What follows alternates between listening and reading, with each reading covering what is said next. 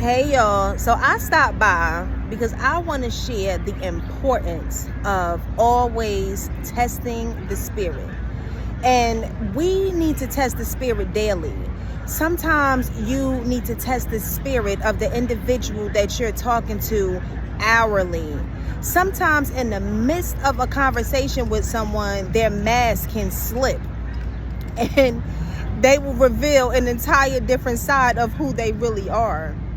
See, these times that we are living in are so peculiar. They are so uncertain. They are so confusing because we don't know what's going to happen tomorrow.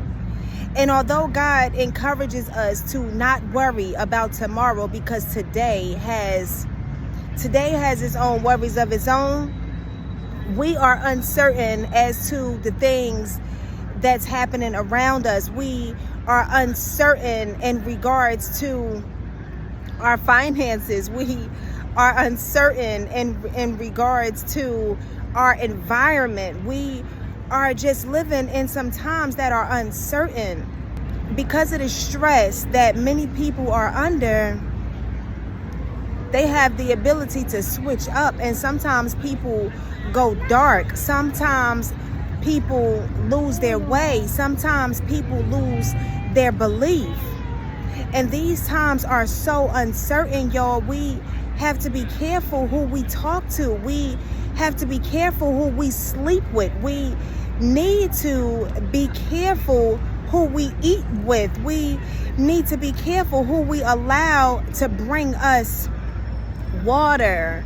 We need to be careful and to be conscious of who we allow to preach and to speak life into our life, because you can have someone that's speaking life into you, but in their mind they're wishing death upon you.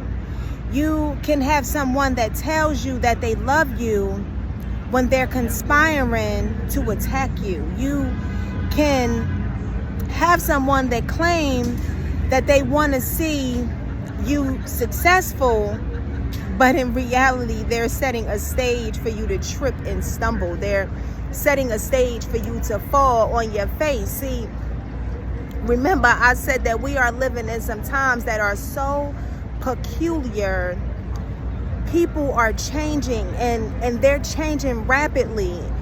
And just the mere reality that you may think that you know someone, and then you look up and it's like, wait a minute, I thought I knew you, but the person that I knew would never say these things to me. The person that I knew would never do these things to me. The person that I know would never treat me this way. The person that I know is on the same accord with me. See, and knowing that the world is changing, and the world is changing so rapidly that we have to be careful who we allow to come into our space, that we have to be careful who we allow to get close to us. And it's sad because God did not create us to be isolated. God did not create us to be by ourselves. God did not create us to be alone. God does not want us to be or to feel abandoned. God does not want us to have quarrels with our friends and our family. God does not want us to, struggle and endure oppression and hardships time and time again. But when we know that these times are so uncertain, it's inquired of us to trust. And when you see everything that reminds you that it's very difficult to trust anything when everything is constantly changing, it's in that space where you will learn to trust in the unseen, because the things that we see can lie to us. The things that we touch can be false objects. The things that we smell can cross us. The things that we hear may be superficial. The things that we look at may really be looking at us. The things that we see may be striving to see our soul, to clone our soul, to snatch our soul, to control our soul. See, the things that we see, we have to understand that it's an illusion, that the things that we touch, they are not real, because our mind is programmed to want what it wants. Our mind is programmed to see what it wants to see. Our mind is programmed to hear what we want to hear. Our mind is programmed to taste what we want to taste. Our mind is programmed to want what we want. But far too often, the things that we want aren't the things that we need, because we don't know the things that we need, because our sense of smell, our ability to smell is crossed up. Our ability to hear is hindered. Our ability to see is blocked and screened. It is controlled by the superficialities and the propaganda. It is crossed up by the double cross. It is crossed up by the lack of control. It is crossed up by the fragile egos that profess to be bigger than thou. It is crossed up. Our sense of smell is crossed up by the hypocrites. Our sense of smell is crossed up by the powers that be.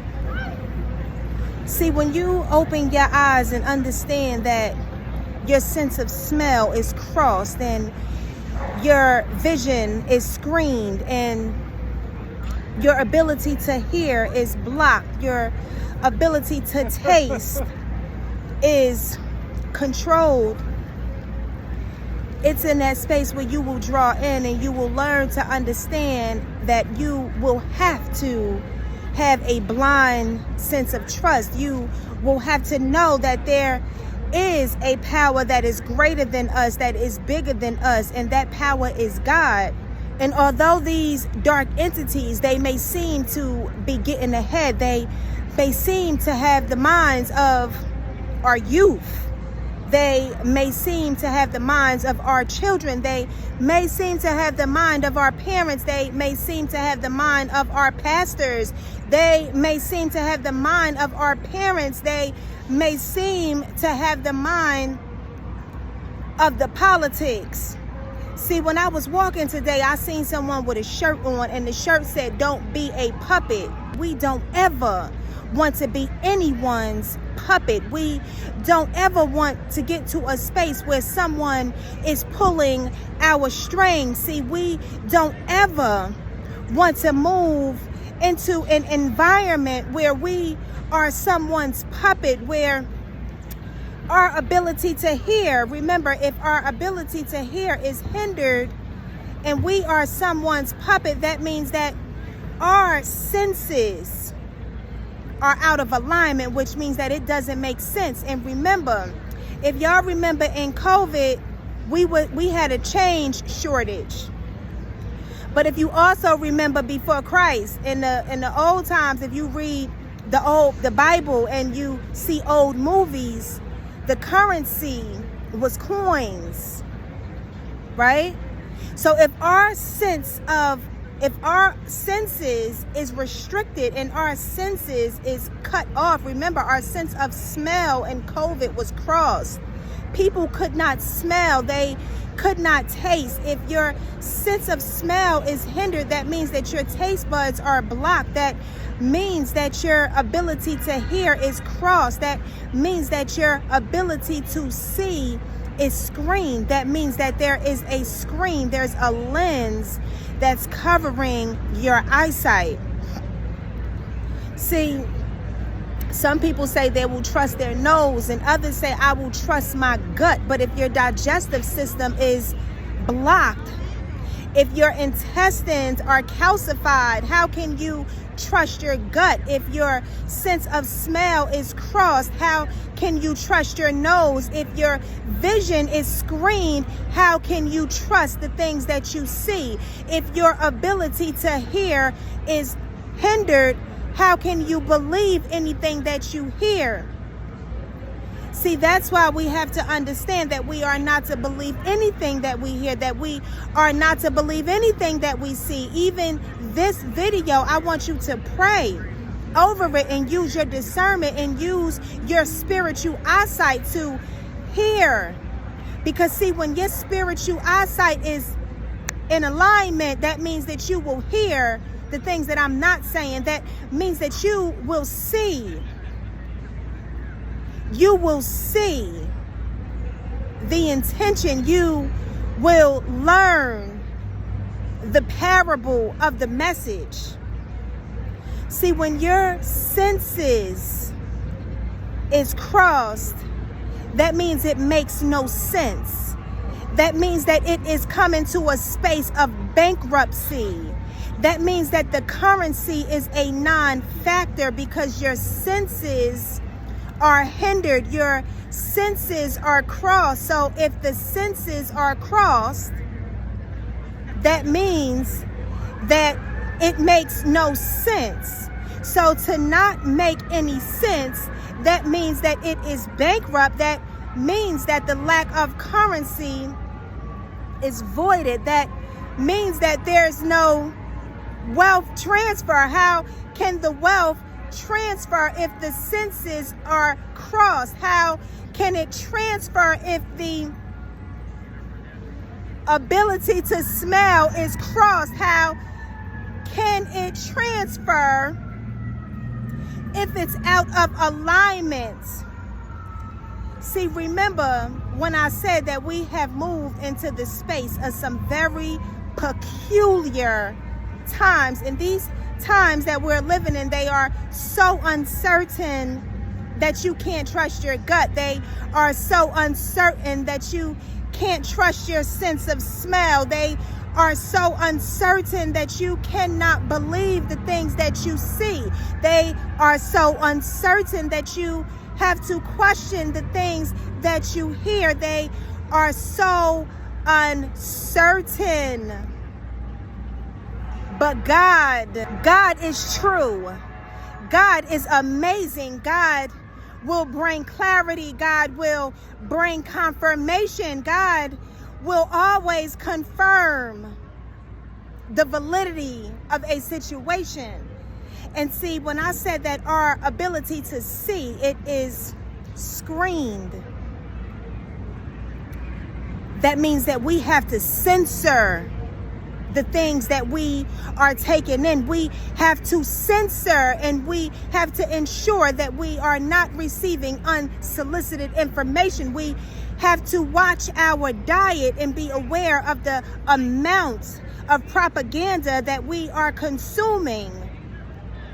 Because if we take in too much, that means that our senses is going to be way somewhere in a whole nother field. See, the reality is that our senses are already crossed, which means that it's not making any sense, which means that it is costing more than it is producing.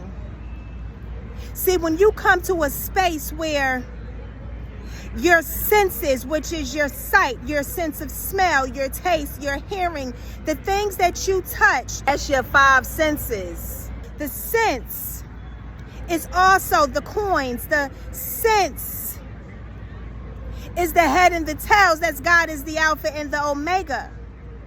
But common sense isn't common, because how can anyone have common sense if their senses is crossed? Even though we have come to a space in time where we don't understand why things is going on, we don't know why everything around us keep changing, we don't quite understand why Everything around us keeps changing, and there is no certainty because the promises that are given to us, they are void.